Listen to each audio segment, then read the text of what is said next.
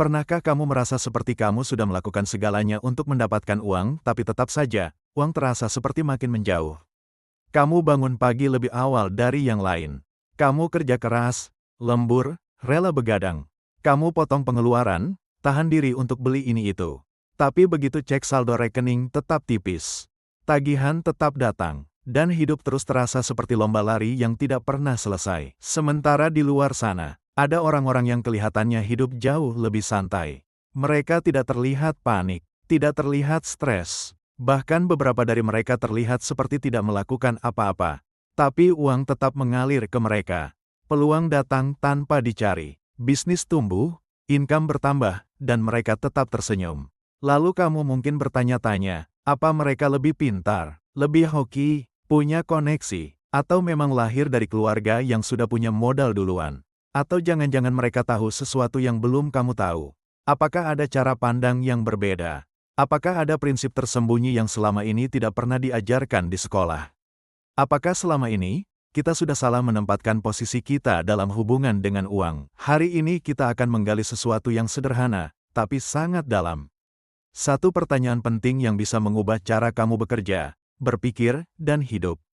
Apakah uang harus dikejar, atau justru uang itu ditarik?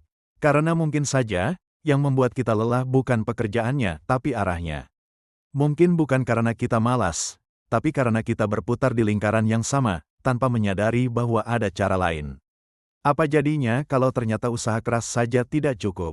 Apa jadinya kalau uang tidak sekadar datang ke siapa yang paling sibuk, tapi datang ke siapa yang paling selaras, antara nilai, tindakan, dan energi? Dan bagaimana jika kamu bisa mengubah posisi, dari pengejar uang menjadi magnet uang? Itulah yang akan kita bahas hari ini. Bukan sekadar strategi, tapi kesadaran. Bukan sekadar kerja, tapi arah. Bukan sekadar cari, tapi undang. Karena mungkin uang tidak benar-benar jauh darimu. Ia hanya sedang menunggu kamu berhenti mengejar, dan mulai membuka diri. Mayoritas dari kita lahir dalam satu narasi besar. Narasi yang diturunkan dari generasi ke generasi. Kerja keraslah, nanti uang akan datang. Kalau mau sukses, kejar mimpi setinggi langit. Jangan malas, nanti hidupmu susah, miskin, tak dianggap. Dan memang kerja keras itu penting. Disiplin itu penting. Tapi coba kita renungkan sejenak. Pertanyaannya bukan, apakah kamu sudah kerja keras? Pertanyaannya adalah, apakah kamu kerja keras pada hal yang benar? Kita lihat di sekitar banyak orang yang kerja 12 jam sehari, bahkan lebih. Ada yang punya 2, bahkan 3 pekerjaan. Setiap hari diburu waktu, bangun pagi buta, pulang larut malam, dan tetap saja hidup dari gaji ke gaji. Tak pernah cukup, tak pernah benar-benar bebas. Lalu di sisi lain, ada orang yang bangun pagi dengan tenang, olahraga, minum kopi sambil baca buku, lalu kerja hanya beberapa jam. Tapi uang tetap mengalir, aset bekerja untuk mereka, waktu berpihak pada mereka. Pertanyaannya adalah, kenapa bisa begitu? Apakah ini soal keadilan? Atau ini soal cara berpikir? Soal sistem hidup yang kita pilih? Apakah kita sedang terjebak dalam pola hidup lama yang terlihat benar, tapi diam-diam menjerat? Mungkin sudah saatnya kita berhenti sejenak. Bukan untuk menyerah, tapi untuk melihat ulang, apakah kita sedang membangun hidup, atau hanya bertahan hidup, sebelum uang bisa masuk ke hidupmu dengan bebas. Kamu harus berani bertanya satu hal yang jarang kita sadari. Apa hubungan emosional saya dengan uang? Kita sering berpikir bahwa uang hanya soal angka.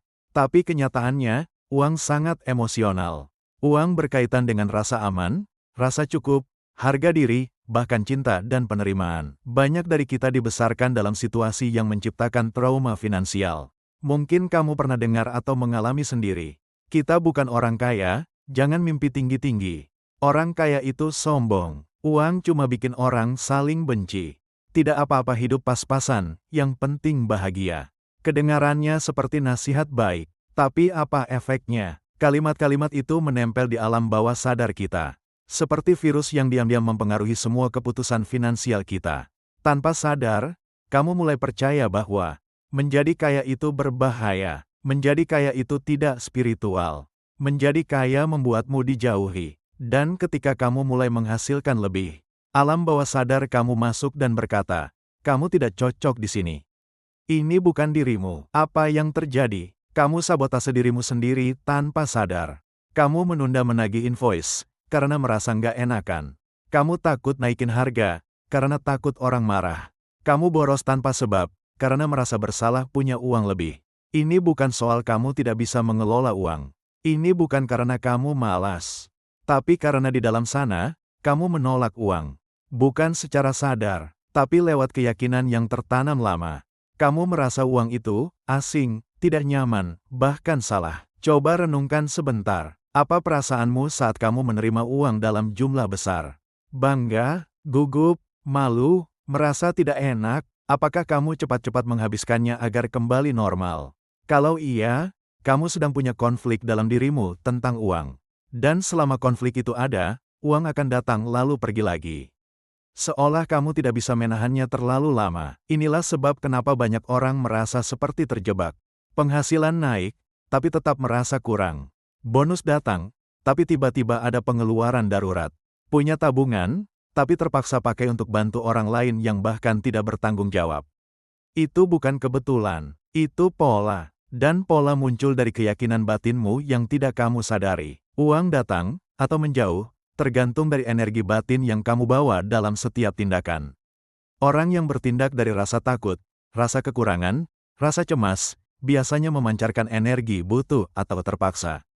Sementara mereka yang memulai dari energi percaya, tenang, dan penuh nilai memancarkan frekuensi yang menarik.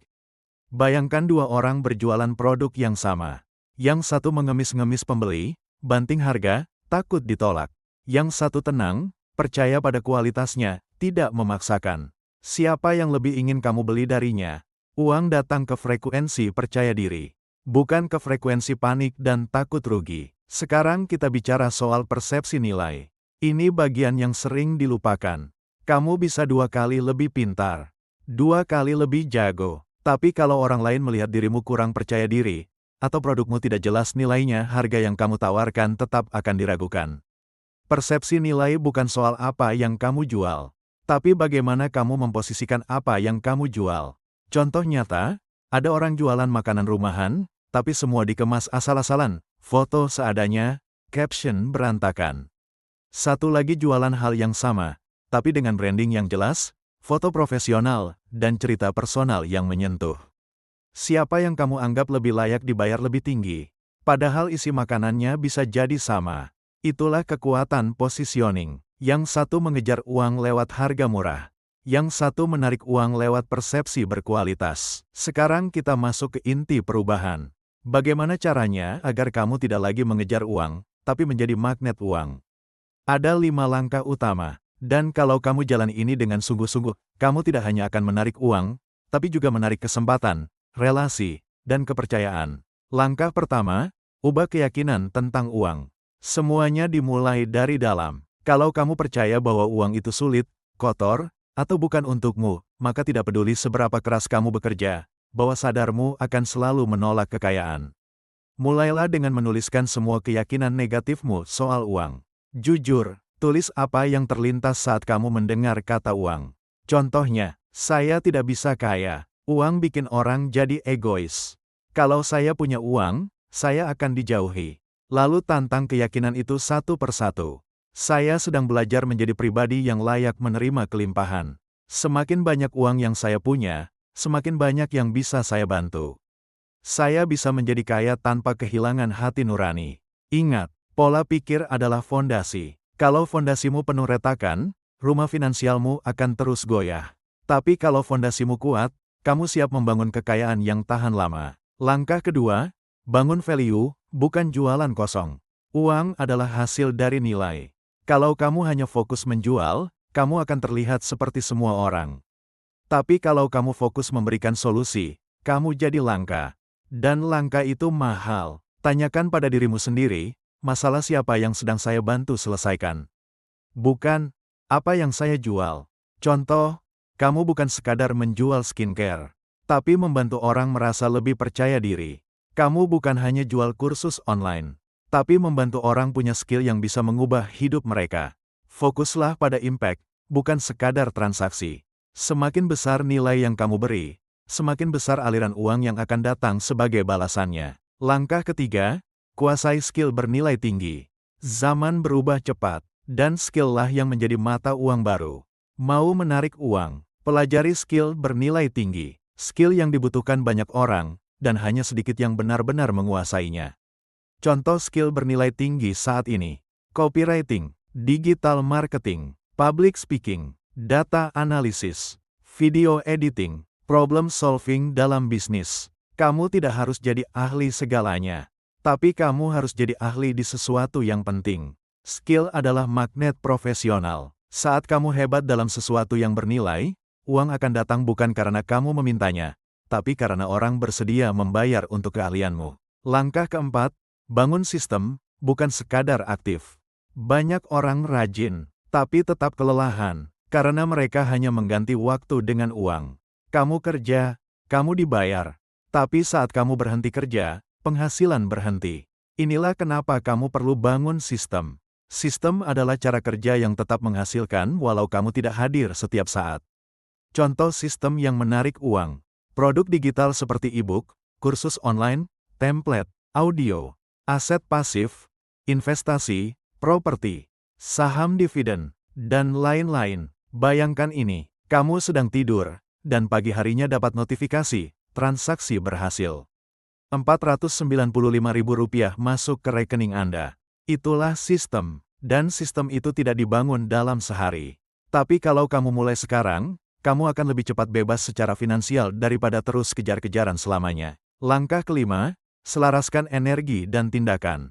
Banyak orang tahu afirmasi, banyak orang tahu visualisasi, tapi tidak banyak yang menggabungkannya dengan tindakan nyata. Energi kamu penting. Tapi energi tanpa arah sama dengan mengambang. Setiap pagi, bayangkan dirimu hidup dalam kelimpahan, dikelilingi peluang, dan tetap rendah hati. Tapi setelah itu, geraklah. Kirim email penawaran, posting konten yang memberi solusi, upgrade landing page-mu, hubungi calon klien atau kolaborator. Energi yang selaras adalah saat hati, pikiran, dan tindakanmu bergerak dalam satu arah. Dan saat itu terjadi, uang tidak hanya tertarik, uang merasa nyaman untuk tinggal. Jadi apakah uang lebih baik dikejar atau ditarik? Kamu tahu jawabannya sekarang. Kejar nilai, tarik uang. Kejar pertumbuhan diri, tarik kelimpahan. Jangan lupa like, subscribe, dan share ke temanmu yang perlu mindset baru soal uang.